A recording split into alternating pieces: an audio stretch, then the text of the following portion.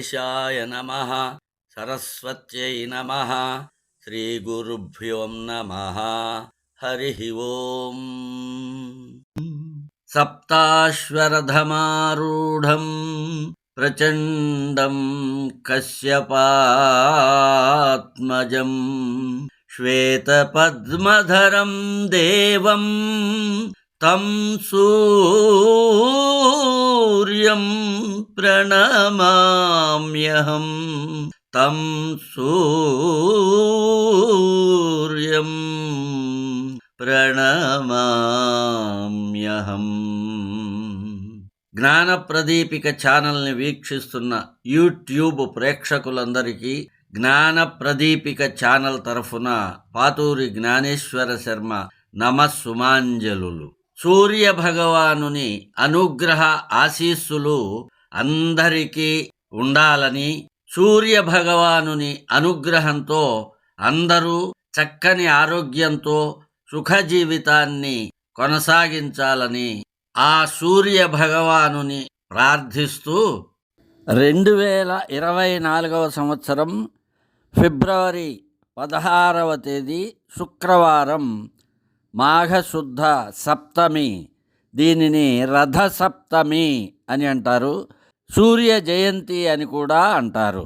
సూర్య భగవానునికి సంబంధించిన అతి పవిత్రమైన పర్వదినం రథసప్తమి. అంటే ఏమిటి?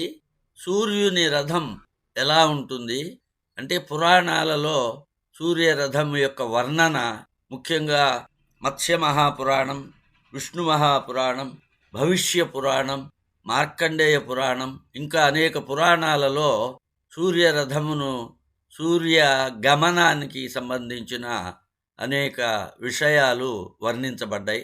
వాటి ఆధారంగా ఈ విషయాలు మనం తెలుసుకుందాం. రథసప్తమి అనేది సూర్యునికి సంబంధించిన పర్వదినం. సప్తాభ్యాం ఖలు సూర్యేణ మూర్తిశ్చ కృతవాన్ భువి. మొట్టమొదట సప్తమి నాడు సూర్యుడు భూమికి దర్శనమిచ్చాడు.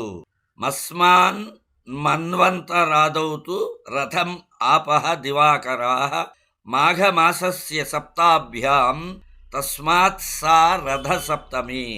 మన్వంతర ఆరంభంలో సూర్యుడు మాఘ శుక్ల సప్తమి నాడు రథమును అధిరోహించాడు. అందుచే అది రథసప్తమి. అంటే ఆ మాఘ శుక్ల సప్తమి రథసప్తమి అనే పేరుతో పిలువబడుచున్నది అని మత్స్య పురాణంలో చెప్పబడింది. నిలువుగా నిలిచి ఉన్న ఒకే చక్రము, ఆ చక్రమునకు 5 అరలు. అరలు అంటే ఆకులు. పృథివీ, అంతరిక్ష, ద్యులోకములు అనే 3 నాభులు. నాభి అంటే చక్రం యొక్క మధ్యస్థానములు. బంగారముతో చేసిన మిగుల సూక్ష్మమైన అణి. అణి అంటే చక్రపు చీల. 8 చక్రములతో ఏర్పడిన ఒకే ఒక నేమి. నేమి అంటే చక్రము చుట్టూతో ఉండే పట్ట కలిగిన ఇట్టి ఏకచక్రమగుచు తీవ్రముగా ప్రసరించగల ప్రకాశమాన రథముతో 7 గుర్రములు కలిగినటువంటి రథముతో సూర్యుడు సంచరిస్తూ ఉంటాడు. ఆ రథము యొక్క నడిమి విస్తారం 10,000 యోజనాలు. యోజనము అంటే 8 మైళ్ళు. 10,000 యోజనములంటే 80,000 మైళ్ళు. రథానికి కాడి అనేది ఉంటుంది కదా, కాడి పొడవు రథము యొక్క నడిమి విస్తారానికి రెట్టింపు. అంటే 20,000 యోజనాలు. 20,000 యోజనాలు అంటే 20 × 8 1,60,000 మైళ్ళు. ఈ రథము దేనికి అంటకుండానే నడిచేటువంటి బంగారు రథము. ఛందస్సులు అనబడు వేగముగా పరిగెత్తగల అశ్వములు ఈ రథమును లాగుతూ ఉంటాయి. ఈ రథంతో సూర్యుడు ప్రతిరోజు ద్యులోకములో సంచరిస్తూ ఉంటాడు. వాస్తవముగా ఆలోచిస్తే సూర్యుని యొక్క రథానికి సంబంధించిన అంగములు, ప్రత్యంగములన్నీ కూడా సంవత్సర అవయవములతో కల్పింపబడినవే. అది ఎట్లా అంటే రథము యొక్క చక్రం ఏమిటంటే సంవత్సరము, అంటే సంవత్సరమే రథము యొక్క చక్రము. పంచ సంవత్సరాత్మక యుగమున ఉండేది సంవత్సరము, పరివత్సరము, ఇదావత్సరము, ఇద్వత్సరము, వత్సరము అను 5 భేదములు, 5 ఆకులు. వసంత, గ్రీష్మ, వర్ష, శరత్, శిశిరములు అనేడు 5 ఋతువులు, 5 నేములు. రాత్రి వరూధము, రథమును కాపాడేందుకు అమర్చిన దారుమయమైన పంజరము. ధర్మము, నిట్ట నిలువుగా ఎగురుచున్న ధ్వజము. అర్ధ కామములు 2 కాడి యొక్క కొనలు. కాష్ఠ అను కాల అవయవ విశేషములు ఆ రథమును లాగే ఏకైక అశ్వపు ముక్కు. క్షణము అను కాలావయవ విశేషములు ఆ అశ్వము యొక్క దంతములు. నిమేషము అనబడు కాల అవయవ విశేషములు అనుకర్షము అను రథము యొక్క అవయవము. కళ అనేడు కాలావయవ విశేషములు ఈషా అనేటువంటి రథ అవయవము. కాడి కట్టడానికి ఉపయోగించు నిలువు దూలము వంటిది. ఏరో అశ్వో వహతి సప్తనామ అను శృతిని అనుసరించి అశ్వము ఒకటియే అయినను అది 7 పేరులతో 7 గుర్రములుగా ఉన్నది. ఏమిటి ఆ 7 గుర్రముల పేర్లు అంటే గాయత్రి, త్రిష్టుపు, జగతి, అనుష్టుపు పంక్తి, బృహతి, ఉష్ణిక్ అను 7 ఛందస్సులే వాయువేగము గల 7 గుర్రములు.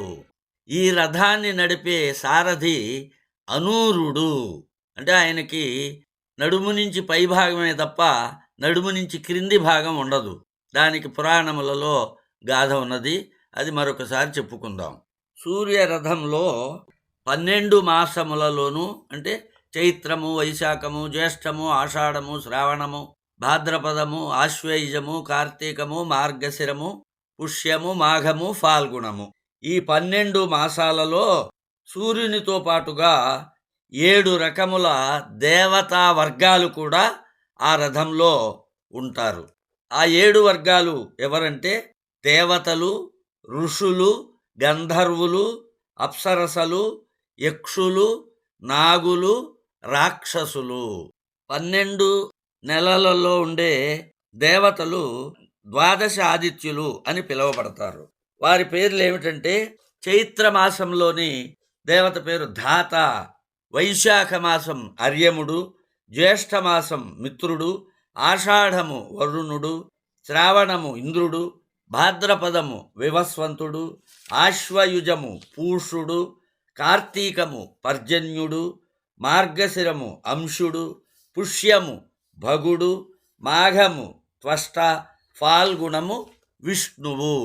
సూర్యునితో పాటు రథములో ఉన్న ఋషులు నిరంతరము సూర్యభగవానుని స్తుతిస్తూ ఉంటారు.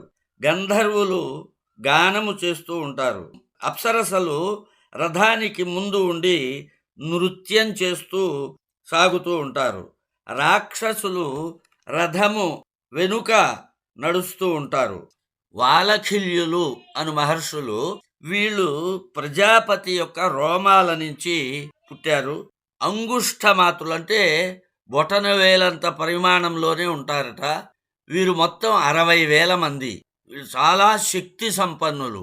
ఈ 60,000 మంది వాలఖిల్య మహర్షులు రథానికి 4 వైపులా ఉండి వేద పారాయణ చేస్తూ రథంతో పాటు నడుస్తూ ఉంటారు.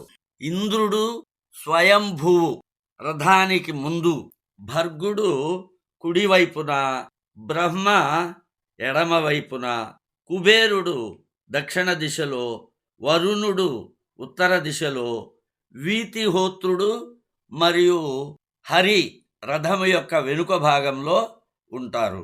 రథము యొక్క పీఠములో పృథ్వీ, మధ్యలో ఆకాశము, రథము యొక్క కాంతిలో స్వర్గము, రథధ్వజములో దండము, ధ్వజము యొక్క చివర ధర్ముడు, రథము మీద ఉన్న పతాకములో రుద్ధి, వృద్ధి మరియు శ్రీ నివాసం ఉంటారు.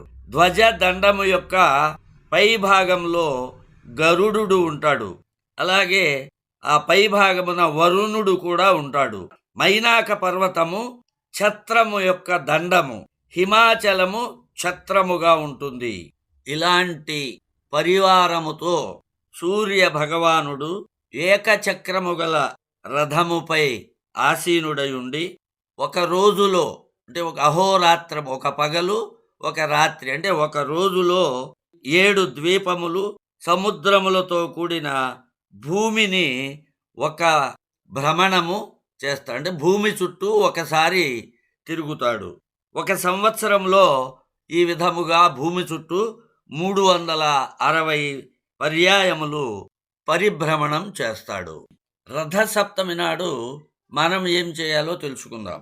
రథసప్తమి ముందు రోజు రాత్రి, అంటే షష్ఠి రోజు రాత్రి ఉపవాసం ఉండి ఆ మర్నాడు సప్తమి నాడు సూర్యోదయం సమయంలో స్నానం చేయాలి.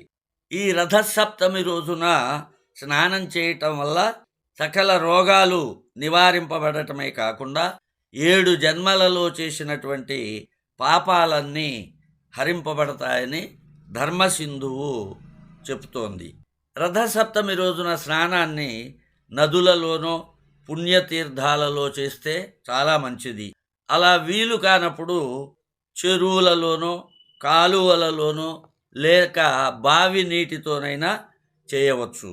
7 జిల్లేడు ఆకులను తలపైన 1, 2 భుజాలపైన, 2 చేతులపైన, 2 మోకాళ్లపైన జిల్లేడు ఆకులను పెట్టుకొని స్నానం చేయాలి అని చెప్పి శాస్త్రములలో చెప్పబడింది. ఈ స్నానం చేసేటప్పుడు యత్ జన్మకృతం పాపం మయా జన్మసు జన్మసు తన్మే రోగంచ శోకంచ మాకరీ హంతు సప్తమి ఏతజ్జన్మకృతం పాపం యచ్చ జన్మాంతరార్జితం మనోవాక్కాయజం యచ్చ జ్ఞాతా జ్ఞాతే చ ఏ పునః అనే మంత్రాన్ని పఠిస్తూ స్నానం చేయాలని చెప్పి ధర్మసింధువులో చెప్పబడింది.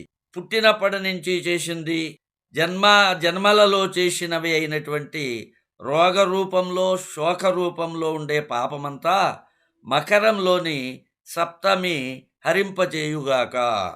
ఈ జన్మలోనూ జన్మాంతరంలోనూ మనస్సు చేత, వాక్కు చేత, ఇంద్రియాల చేత తెలిసి తెలియక చేసిన పాపమంతా ఈ స్నానం చేత నశించుగాక అని ఈ మంత్రము యొక్క అర్థం. స్నానం చేసిన తరువాత సూర్యభగవానునికి అర్ఘ్యం ఇవ్వాలి. సప్తసప్తివహ ప్రీత సప్తలోక ప్రదీపన సప్తమీ సహితో దేవ గృహాణార్ఘ్యం దివాకర అనే మంత్రం చెప్తూ ఆ అర్ఘ్యాన్ని ఇవ్వాలి. అర్ఘ్యం ఇచ్చిన తర్వాత షోడశోపచారాలతో సూర్యభగవానుని ఆరాధించాలి. ఆ పూజలో సూర్యునికి తీపి పొంగలిని నివేదించటం సాంప్రదాయం. ఈ తీపి పొంగలిని ధనుర్మాసములో పెట్టే ఆవు పేడతో చేసిన గొబ్బి పిడకలతో పొయ్యిని వెలిగించి ఆ పిడకల పైన ఈ పొంగలిని తయారు చేయటం అనేది ఆచారంగా ఉన్నది. భక్తి శ్రద్ధలతో రథసప్తమి రోజున సూర్య భగవానుని ఆరాధించి ఆ సూర్య భగవానుని అనుగ్రహ ఆశీస్సుల చేత చక్కటి ఆయురారోగ్య ఐశ్వర్యాలను, తలపెట్టిన అన్ని కార్యాలలో విజయాన్ని సాధించాలని, అలాంటి అనుగ్రహం అందరికీ ప్రసాదించాలని ఆ సూర్య భగవానుని ప్రార్థిస్తూ స్వస్తి స్వస్తి ప్రజాభ్యః పరిపాలయంతాం న్యాయేన మార్గేణ మహిం మహీష గోబ్రాహ్మణేభ్యః శుభమస్తు నిత్యం. లోకాః సమస్తాః సుఖినో భవంతు. ఓం శాంతి శాంతి శాంతి.